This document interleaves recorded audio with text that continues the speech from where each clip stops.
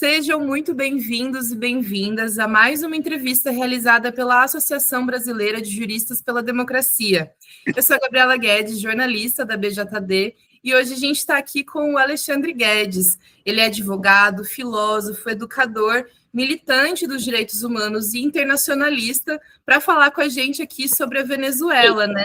Ele é membro aí da coordenação executiva da BJD e também coordena a Secretaria de Relações Internacionais da nossa entidade, então pode nos ajudar a entender o que está acontecendo, né, Alexandre? Se você quiser dar um olá aí para o pessoal.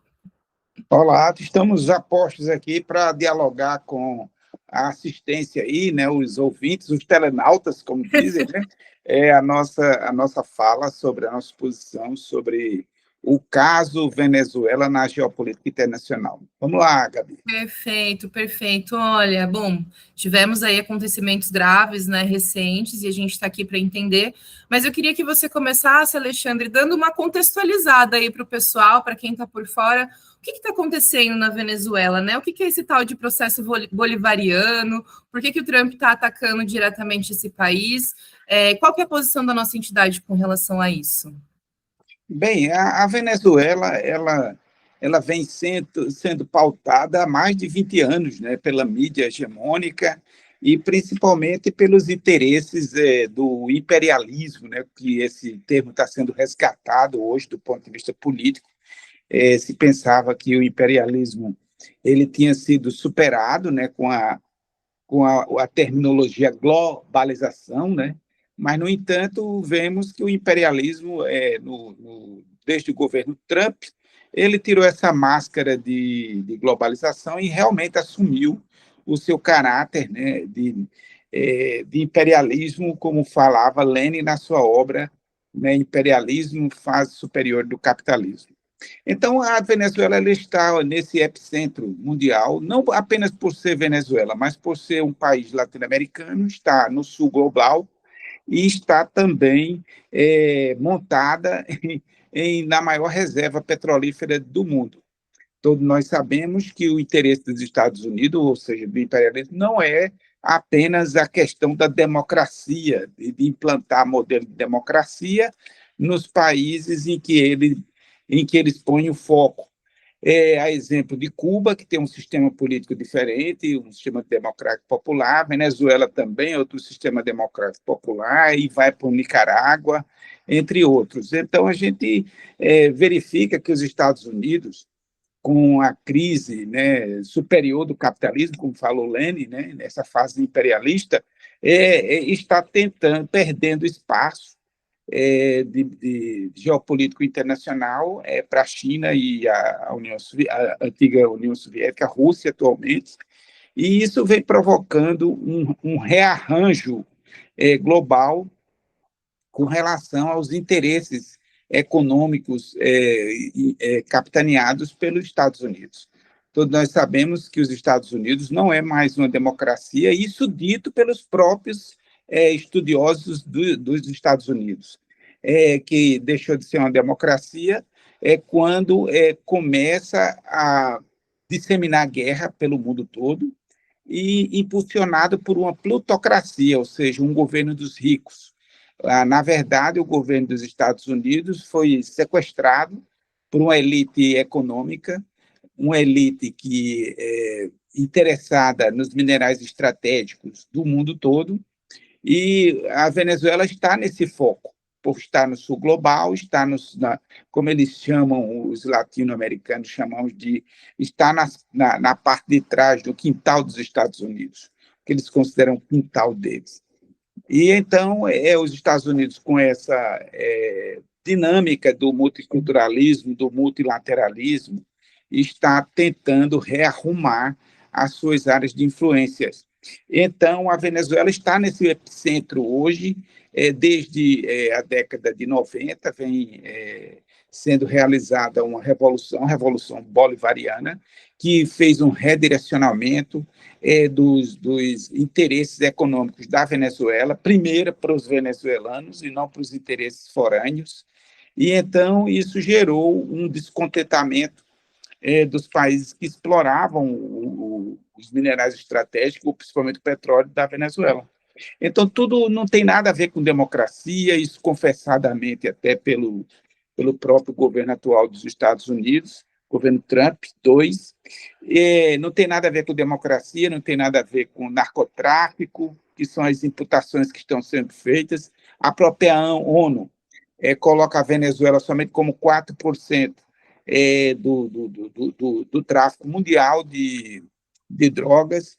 Então, quer dizer, não há uma justificativa válida do ponto de vista nem político, nem jurídico, para que a Venezuela venha sofrendo o que está sofrendo, além do interesse pelos seus minerais estratégicos. Então, Gabi, em geral, é isso aí. Governo que está lá é um governo democrático, popular, é um governo que, inclusive, da própria BJD, vem acompanhando os processos eleitorais da Venezuela há quase 10 anos que a gente vem acompanhando esse processo, e o último processo que nós acompanhamos foi a eleição do Nicolás Maduro, onde nós elaboramos um documento. Esse documento ele foi amplamente divulgado, onde nós, em 4 representações do Brasil, atestamos que todo o processo foi legal, foi legítimo e correspondeu às próprias instituições da Venezuela.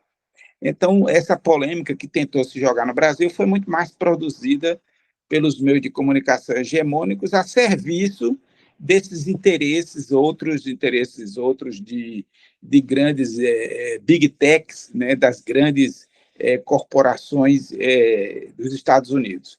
Então, por aí, Gabi, eu acho que, no geral, eu dei uma contextualizada, né, para a gente baixar um pouco, né, para as coisas mais concretas. Estou à disposição.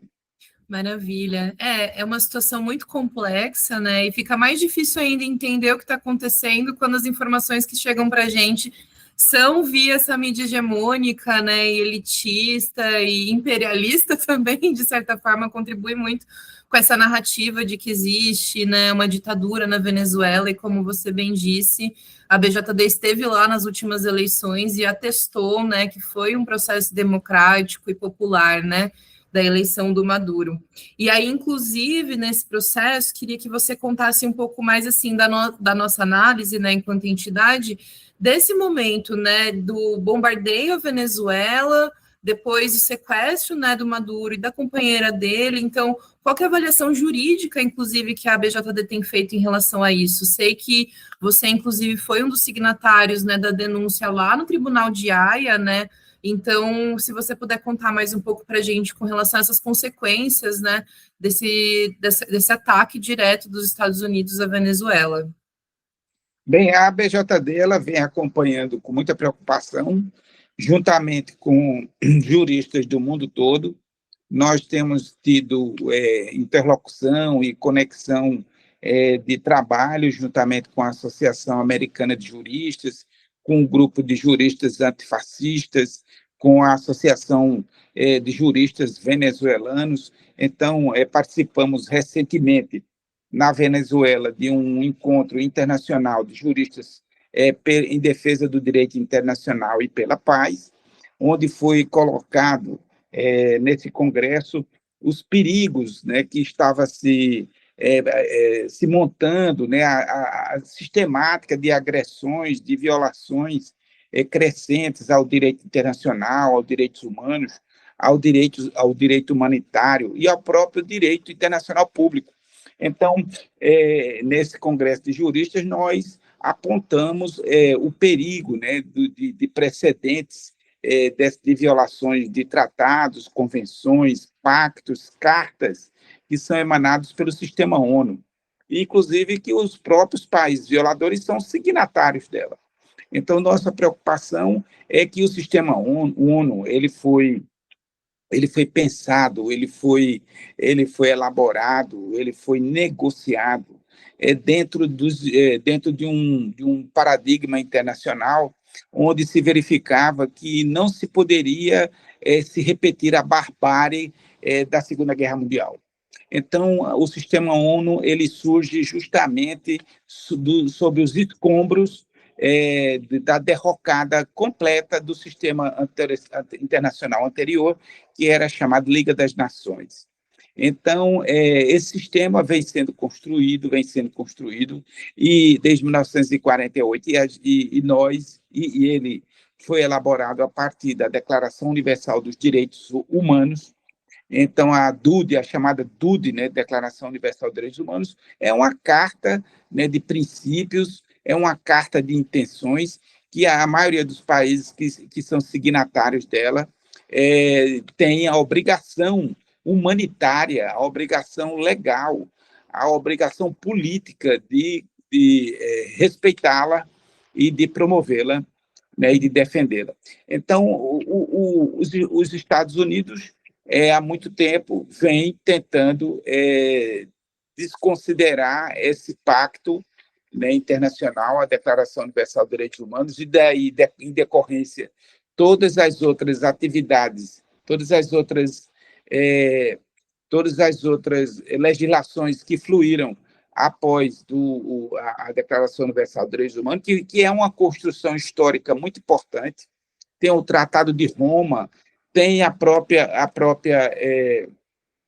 o próprio tratado, né, que declarou a América Latina zona de paz.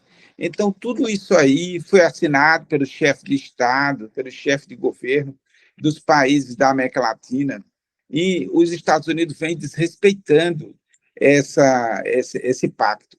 Então, para nós, provoca grande preocupação, porque agora mesmo o governo Trump está tentando sobrepujar a importância da ONU, tentando atropelar as instâncias da ONU, como o Conselho de Segurança, fazendo intervenções injustificáveis do ponto de vista do direito internacional em vários países. Ou ele faz, ou cria coalizões onde ele está inserido, a exemplo do Iraque, a exemplo do que houve no Afeganistão, a exemplo do que houve na Líbia. Então, cria-se essa coalizão de países por fora do sistema ONU para fazer as intervenções sob falsas alegações, que depois essas alegações são totalmente rechaçadas e comprovadas como falsas, como meros factoides para justificar o saque desses países, da riqueza desses países, e uma nova fórmula de fazer a política internacional pela força. Então, isso vem se agudizando, isso vem piorando, vem num crescente a partir do governo Trump II, que não está respeitando a soberania internacional dos povos, não está respeitando os tratados e as convenções internacionais e atropelando toda hora o próprio Conselho de Segurança da ONU. Agora, essa comissão que ele está tentando criar para justificar a reconstrução da Palestina é mais uma tentativa de desconsiderar, sabe, o sistema ONU como um sistema legal e legítimo para se debater e se procurar soluções pacíficas dos conflitos existentes, ora, na geopolítica internacional. Então, solto a bola para você de novo, Gabi. Espero que tenha respondido. Maravilha. Aí. Com certeza, Alexandre. E aí, dentro dessa perspectiva, dessa denúncia que foi feita ali em Haia, qual que é a expectativa que vocês têm do retorno, né? A ONU deu alguma sinalização, tem alguma movimentação nesse sentido? Ou parece que as coisas vão correr por fora ali mesmo desse processo mais institucional? Olha, Gabi, a questão é o seguinte, o mundo todo está perplexo, sabe, com o precedente que houve nesse século, né, porque já houve um precedente anterior, que foi no século passado, que foi o sequestro do presidente, do mandatário do Panamá, né, o Manuel Noriega, né? Então, ele foi preso em pleno exercício do seu mandato e foi levado para as prisões dos Estados Unidos, e lá morreu nas prisões. Então, um precedente anterior, né, mais um país pequeno, mais um país estratégico do ponto de vista, porque é o detentor do Canal do Panamá. Então, na medida em que o Noriega começou a defender os interesses da soberania do Panamá. Então, houve essa intervenção, sequestro. O presidente Noriega foi sequestrado, também sob a alegação de que ele era líder de narcotráfico, e Noriega morreu nas cadeias dos Estados Unidos. Mas não houve uma campanha internacional, como a gente está tentando fazer agora com o caso Nicolás Maduro e Cília Flores, porque o presidente Nicolás e sua esposa foram sequestrados. A mídia hegemônica toda hora fica tentando criar palavras com sofismas, com interpretações para que se criem narrativas com falsas justificativas, com focos transversantes, né, puxando uma visão paralela, assuntos paralelos, quando, na verdade, o que houve foi um sequestro de um mandatário legitimamente e legalmente eleito, a um país soberano que faz parte, né, dos países que tem assento na ONU, um país que respeita os tratados internacionais, não é um país beligerante,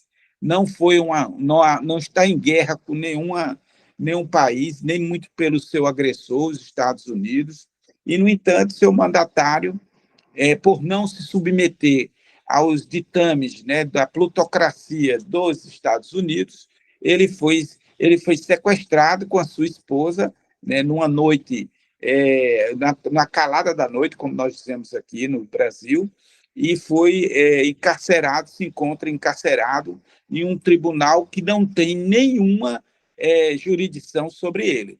Então, é uma prisão, além de ser um sequestro ilegal à luz do direito internacional, é ainda um atentado à soberania venezuelana. O que houve não foi um atentado apenas, um sequestro apenas do presidente Nicolás Maduro. Houve um sequestro da soberania da Venezuela. Então, o seu presidente legal e legitimamente eleito está prisioneiro numa prisão como um preso comum, num tribunal numa prisão em Nova York, juntamente com a sua esposa, e isso é um precedente grave, isso é inaceitável do ponto de vista legal, do ponto de vista do direito internacional, do ponto de vista do direito humanitário, do ponto de vista do direito internacional público, do ponto de vista do direito internacional dos direitos humanos. Então, nós consideramos que, com muita preocupação, estamos articulando uma rede mundial de juristas. A BJD faz parte dessa rede, dessa articulação internacional, e nós elaboramos aquele documento. Ele está sendo apresentado no Tribunal Penal Internacional, sabe? E ele está muito bem fundamentado, sabe? Foi feito um estudo profundo das suas possibilidades jurídicas de aceitação perante a Corte do Tribunal Penal Internacional. Então, essa rede mundial de juristas deve estar se reunindo novamente, agora na primeira quinzena de fevereiro, lá em Caracas, porque Caracas se tornou um grande foco de luta pela soberania dos povos, pela paz, pela luta antifascista. O Fórum de Caracas é um fórum muito importante, e por isso o ódio do imperialismo à Venezuela, que vem capitaneando, vem puxando essas importantes discussões sobre o futuro da América Latina, o futuro dos povos do sul global. Então, nós estamos muito preocupados, nós estamos inseridos nesse processo.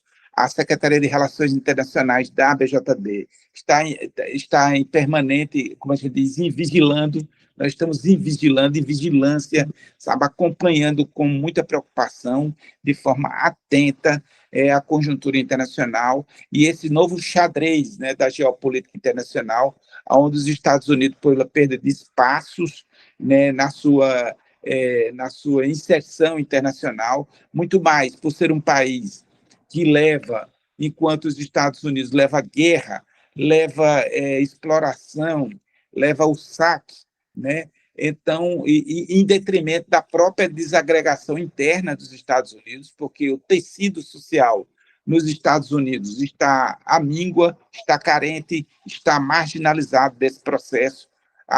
O povo dos Estados Unidos está em levante, é preciso que se diga, está em levante contra esse estado de coisas, aonde os Estados Unidos gastam trilhões de dólares para sustentar 830 bases militares pelo mundo todo e não tem dinheiro para um sistema de saúde de qualidade, um sistema de educação de qualidade, uma política de geração de emprego e renda, uma política que envolva o desenvolvimento humano dentro dos Estados Unidos. Então, os Estados Unidos está em levante permanente. As massas dos Estados Unidos estão se levantando contra essa plutocracia, como eu falei inicialmente, que vem sequestrando o poder executivo, vem pressionando o poder judiciário e vem levando esses seus interesses acima da própria legislação internacional, acima da ONU. Inclusive a ONU ela tem sede em Nova York. A ONU é um patrimônio da humanidade. Nós não podemos, eu acho que uma das maiores tarefas que as democracias do mundo todo têm que evitar, uma das maiores lutas é em defesa da ONU e a reforma da ONU para que ela se democratize, porque não é concebível que os vencedores da Segunda Guerra Mundial, a exemplo dos Estados Unidos, Inglaterra, França, Rússia e China, tenham uma opinião supremaciante em relação aos outros 140 ou 150 países que têm igualdade de direitos perante o direito internacional. Então, chegou a hora de se pensar também numa ampla campanha, não só de respeito à soberania dos povos, pela não intervenção, pela paz mundial, e pela respeito ao direito internacional humanitário, direito internacional público, direitos humanos. Então, é isso que a BJD luta, é isso que a BJD participa, e é isso que a BJD está acompanhando com muita preocupação desde a sua fundação. Nós somos uma entidade muito jovem, né? Temos agora 8 anos, né? Estamos indo para o 8º ano agora em maio, e nós já estamos inseridos, né, entre as entidades da sociedade civil brasileira, que tem uma importância muito grande em pensar o seu sistema de justiça, não só o sistema de justiça do ponto de vista do direito interno no Brasil, mas esse olhar do Brasil inserido nessa conjuntura, nessa rede internacional que a BJD faz parte, junto com a Associação Americana de Juristas, como eu falei inicialmente, Associação Americana de Juristas, Associação de Juristas Venezuelanos, também temos dialogado com a Associação de Juristas Cubanos, entre outros, peruanos. Então, a gente tem feito interlocução com esses juristas do mundo todo que têm se preocupado com esse crescente do fascismo no mundo. Então, os Estados Unidos têm capitaneado essa luta fascista. O governo plutocrata do Donald Trump é um governo de caráter eminentemente fascista, porque toda a metodologia de ação política do governo dos Estados Unidos, Trump 2, é justamente de caráter fascista. Então, a luta hoje é a luta também antifascista. E a ABJD está inserida nessas discussões todas, porque a ABJD tem em seus estatutos essas prerrogativas. Devolvo a palavra para você novamente, Gabi. Maravilha. Para a gente encaminhar aqui para o fim da nossa entrevista, acho que sua fala demonstra, Alexandre, quanto essa luta antifascista, antiimperialista pela soberania nacional é uma luta de todos os povos do mundo, né? E aí, partindo desse princípio, eu queria que você deixasse um recado, né, para quem está aqui no Brasil e observando, né, assistindo toda essa situação, qual que é o recado que a BJD deixa para essas pessoas, né? Quais são os meios, os caminhos que elas têm para lutar, né, justamente em torno dessas pautas? A BJD é uma entidade, como eu falei, né, Gabi, novinha, estamos ainda em fase estruturante. A nossa militância atua nas secretarias. Qualquer um dos nossos filiados pode, em requerendo, pode participar das nossas secretarias, Secretaria da Juventude, tem Secretaria de Relações Internacionais, tem Secretaria da Diversidade, temos Secretaria de Cultura, né? Temos várias secretarias onde você, de acordo com a sua motivação, de acordo com a sua área de interesse, você pode participar plenamente, você filiado da ABJD pode participar efetivamente dos nossos trabalhos, e porque a ABJD é uma entidade plural, ela é diversa e ela é inclusiva também. Então, a gente sempre tem essa preocupação de dar um caráter o mais geral possível ao nosso mandato. A ABJD, diferente das outras entidades, é uma entidade que não tem paradigma internacional desse tipo, né, de que tem de estudante de direito, tem de membros do sistema de justiça, tem pessoas que são da academia também. Então, é uma entidade muito plural, estudantes, é uma entidade muito plural, muito diversa, e eu acho que é por isso que ela tem essa fortaleza, essa visibilidade positiva que conquistamos nos últimos 8 anos. Então, está todo mundo aí convidado a vir somar conosco nessas lutas todas que eu falei, na área que tiver interesse, porque juntos somos mais fortes. Exatamente, essa é a nossa maior força, né, contra esse grande inimigo chamado imperialismo, com certeza. Exato, exato. Alexandre, queria te agradecer muito pela presença, pela disponibilidade aqui para contribuir. Com certeza esse vídeo aqui, essa entrevista vai ajudar o pessoal a entender melhor o que se passa e qual que é a posição da nossa entidade. Se você quiser deixar seu tchau aí para o pessoal. Para mim foi toda uma honra de, no começo de ano, nós nos colocarmos à disposição aí para dialogar, embora esteja tentando entrar de férias, mas diante da dinâmica dos acontecimentos, a gente não tem, militante não tem férias. Não, o profissional tem, mas militante não. Então, assim que nos chamar, me senti muito honrado de ter participado dessa entrevista, e vamos adelante, porque vamos seguir, como eu digo muito, vamos seguir de frente, porque atrás vem gente. Hasta la vista, hasta la vitória, sempre. Perfeito. Nosso Tchau, ano Gabi, já começou obrigado. assim, né? Bom, gente, a gente vai encerrando, então, aqui nossa entrevista. Se vocês gostaram, deixem seu like aí, compartilhem essa entrevista para mais gente assistir também. Clica no sininho também para você receber notificações quando a gente subir vídeo novo aqui no canal da BJD. E até a próxima entrevista.